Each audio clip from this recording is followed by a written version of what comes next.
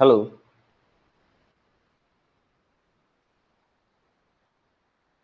Hello.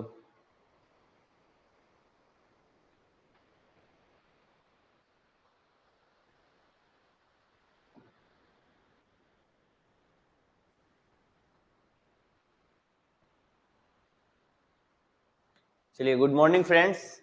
जैसे कि आप सभी जानते हैं कि 1000 MCQ का मैराथन मैं करवाने जा रहा हूं, ठीक है। तो चलिए देखते हैं, आज हम लेक्चर 9 के साथ, लेक्चर नंबर 9 के साथ, क्योंकि 8 तक हो चुके थे, बीच में कुछ छुट्टी हो गई है। लेक्चर नंबर 9 के साथ फिर आप लोगों के साथ हम जुड़ चुके हैं। चलिए आ जाइए।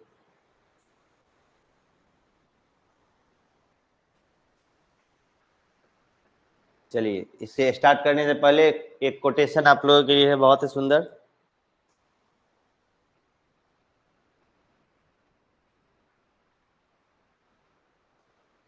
इस दुनिया में किसी के साथ खुद की तुलना मत करो। यदि आप ऐसा करते हैं तो आप खुद का अपमान कर रहे हैं। ये इस दुनिया में किसी के साथ खुद की तुलना मत करो। अगर आप ऐसा करते हैं तो आप खुद का अपमान कर रहे हैं। किसने कहा है? तो बिल गेट्स ने कहा है। ठीक, चलिए first question on your screen. संगठनों के अध्ययनों में व्यवहारवादी दृष्टिकोण से आशय है। संगठन के अध्ययनों में व्यवहारवादी दृष्टिकोण से आशय है। बताइए क्या होगा।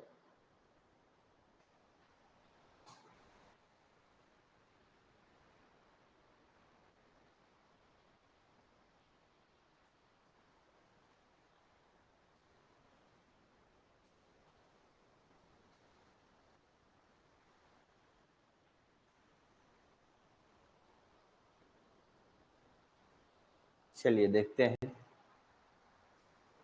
इसमें संगठनात्मक व्यवहार के अध्ययन में व्यवहारवादी विज्ञान का उपयोग होता है।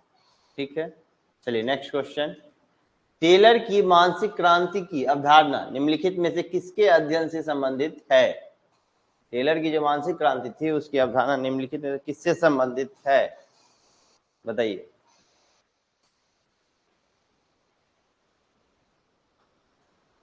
बताइए क्या होगा।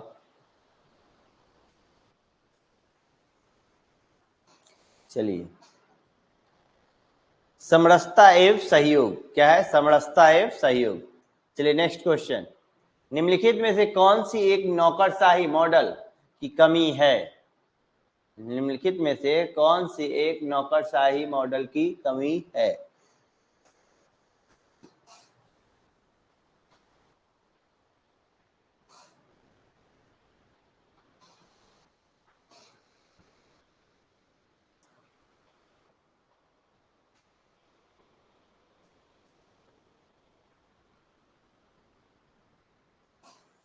चलिए, दिशा निर्देशक कार्यवाही के रूप में मानकीय कारकों का अभाव। नेक्स्ट, व्यक्तिगत प्रबंधन के माध्यम से कार्यकारी नियंत्रण करने की नकारात्मक विधि जिनका भारत में कम प्रयोग किया गया है।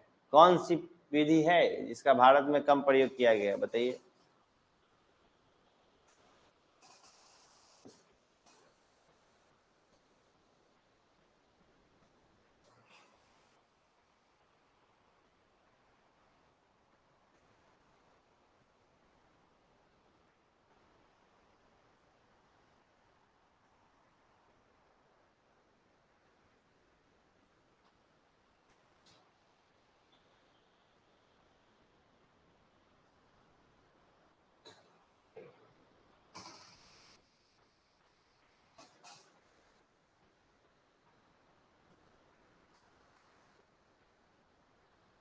नकद जुर्माने का अधिरोपण। नकद जुर्माने का अधिरोपण जो है भारत में कम प्रयोग किया जाता है। चलिए नेक्स्ट, हेनरी पेयोल का प्रशासन का सामान्य सिद्धांत निम्नांकित किस पर अनुप्रयोग होता है? एनडी फ्यूल का जो प्रशासन का सामान्य सिद्धांत है किस पर अनुप्रयोग होता है?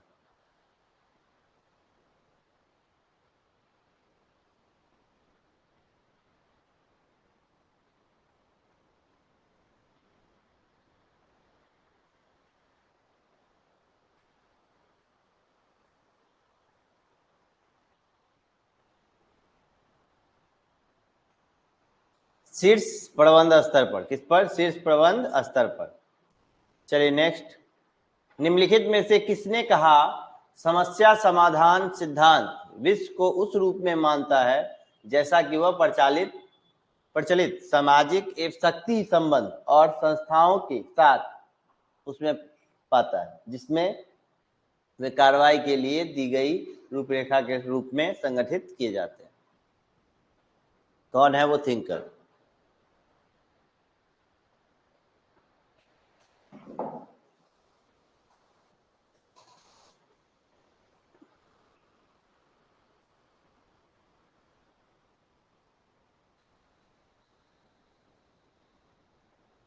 देखते हैं कौन है थिंकर। तो रॉबर्ट डब्ल्यू कॉक्स।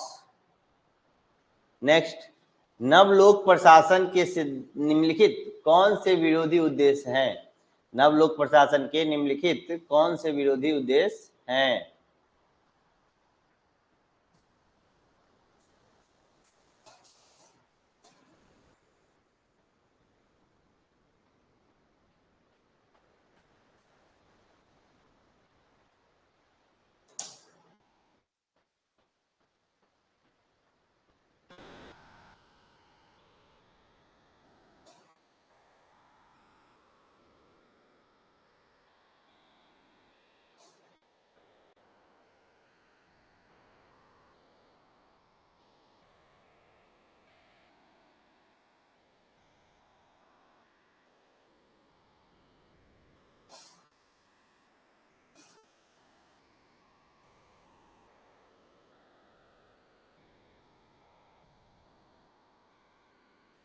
चलिए,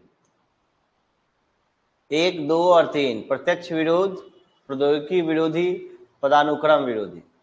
मूल्य विरोधी नहीं होता है। तब अभिकथन और कारण, सत्ता बिना शर्त, संदेह रहित अनुसरण की मांग करती है और इसलिए दूसरों के निर्णय में भिन्नता का वातावरण, उत्तरदायित्व का अधित्याग और अविवेकी विश्वास उत्पन्न कर सकती है। दूसरा क्या है? कारण, जो कि सत्ता, तर्क एवं आलोचनात्मक बौद्धिक समझ के प्रति खतरा है।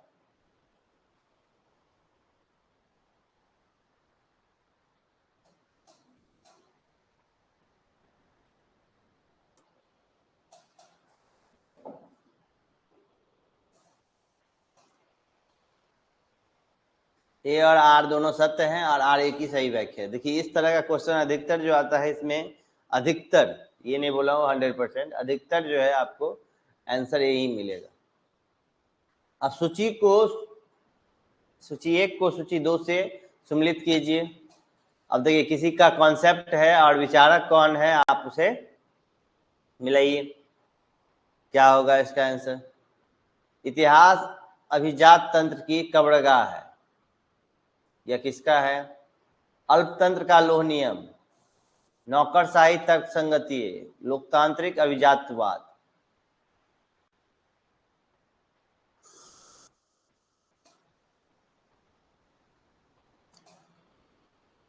एक का 4 होना चाहिए। देखिए अब कौन होता है 1 का 4? देखिए बी, क्योंकि इतिहास अभिजात तंत्र की कब्रगाह जो है वो किसका है? प्लेटो का है। और अल्पतंत्र का लोह नियम आपको रॉबर्ट मिसेल्स। ठीक। नौकरशाही तर्कसंगत, नौकरशाही की बात करेंगे तो मैक्स वेबर हमेशा ही आता है, मैक्स वेबर। और लोकतांत्रिक अभिजातवाद तो रॉबर्ट मिसेल्स। चलिए नेक्स्ट, यहाँ पर भी विचारक है, उनकी संबंधित संकल्पना है। Peter Drucker, H Simon,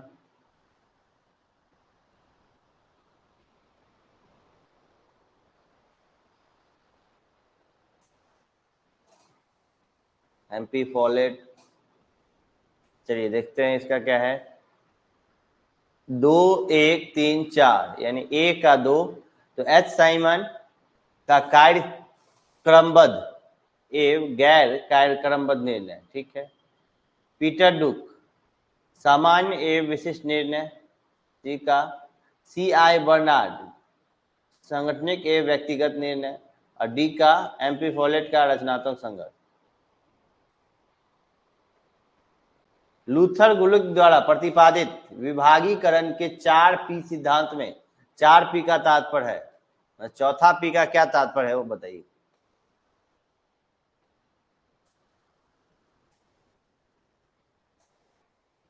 person, place, planning,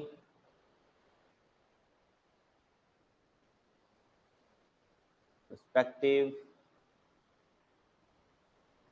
purpose या पर्सन, प्लेस और प्रोसेस। चलिए इसका भी देख लेते, बहुत ही आसानी है, ये फर्स्ट ही होगा क्योंकि उद्देश्य पर्सन, प्लेस और प्रोसेस। नव लोक प्रशासन पर आधारित साहित्य निम्नलिखित पर बल देता है। किस पर बल देता है?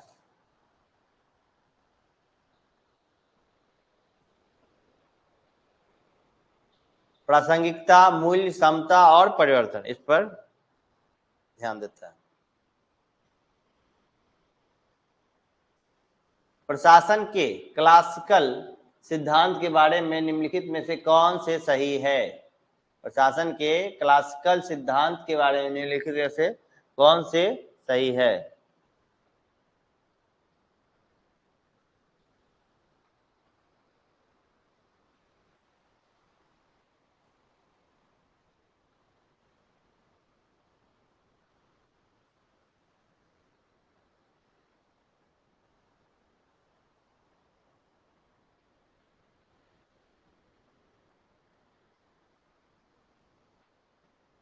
चलिए 1, 2 और 3। फेरल हेडी के अनुसार तुलनात्मक लोक प्रशासन निम्नलिखित में से किन मुद्दों से संबंधित है? 1 मिनट, यहाँ पे थोड़ा गलती कर दिए हैं, चलिए कोई बात नहीं। 15 नंबर क्वेश्चन, नीचे 2 कथन दिए गए हैं, अभिकथन और कारण। रॉबर्ट डहल ने लोक प्रशासन में अंततः सांस्कृतिक अध्ययन का सुझाव दिया है। दूसरा है, उनका मानना है कि लोक प्रशासन राजनीतिक, सांस्कृतिक एवं पर्यावरणीय व्यवस्था के प्रभाव जिसमें यह विकसित होता है उससे बच सकता है।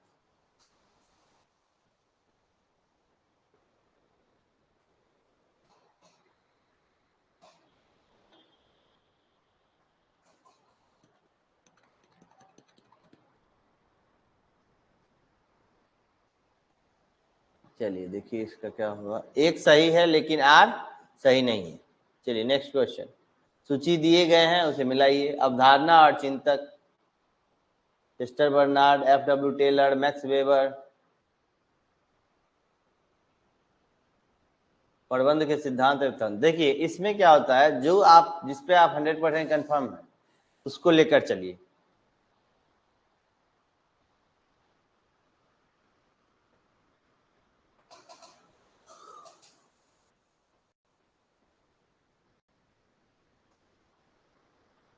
देखिए क्या होगा।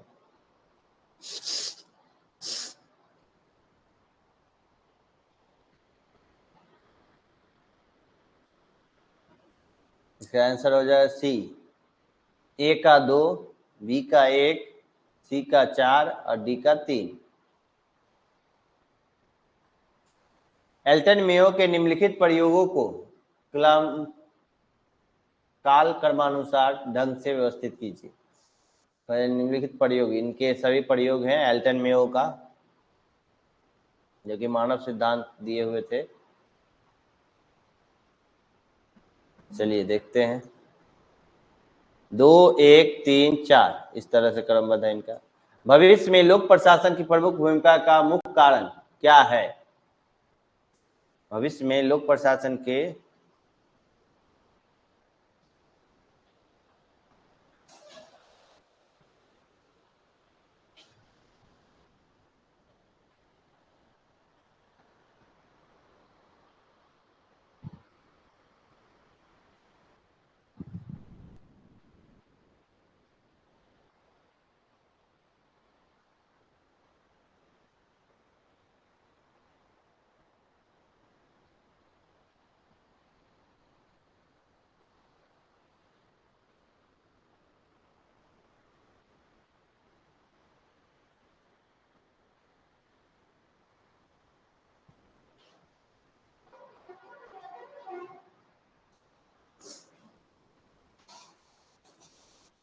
चलिए, लोगों के बीच वैज्ञानिक चिंतन इसका माध्यम होगा।